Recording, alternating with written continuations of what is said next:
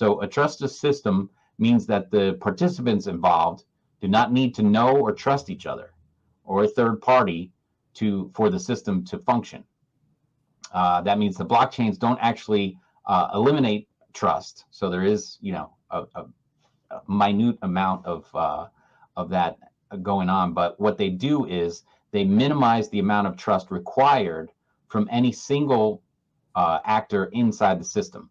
They do this by distributing the trust among different actors in the system via an economic game that incentivizes actors to cooperate with the rules defined by the protocol. So once the protocol is set up and every, let's say, bee has their vote, then you don't have to trust anybody else to act accordingly. They either vote or they don't vote.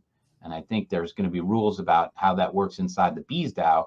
But once that's set up, then if you either have the option to vote or not vote, and your decision triggers the action. And I think you're going to get into that. Well, and we're accountable to each other too, right? Right. That's another cool thing, Well, that's just it. You either vote or don't vote, and the decision will be made accordingly. So I'll let you go on with these next slide here. Yeah. No, because these are all, like you said, like buzzwords. That's what you hear it even too about the DAO. Trustless, decentralized decisions, right? It all falls in along the same thing what you're talking about, Tim.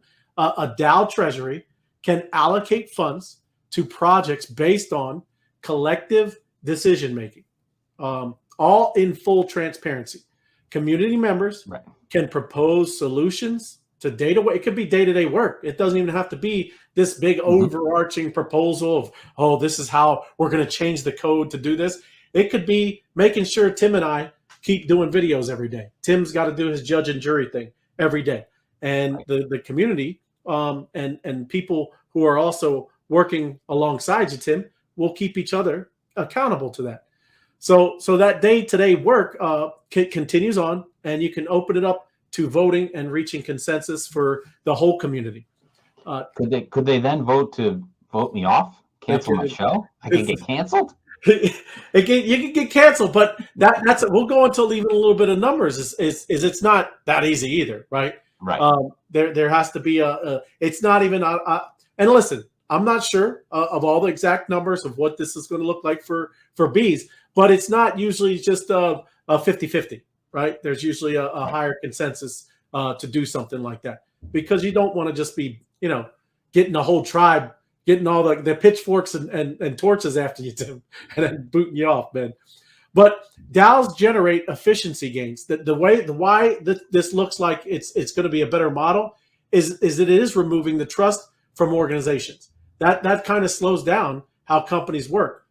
We've seen a couple of different people that are in the corporate world in our group, and they've been doing things a completely different way, Tim. They got to go and get things approved, and it's going along down the line, and that's normal, how normally corporations run. Well, this is a little different. We get to make decisions, and it just moves on.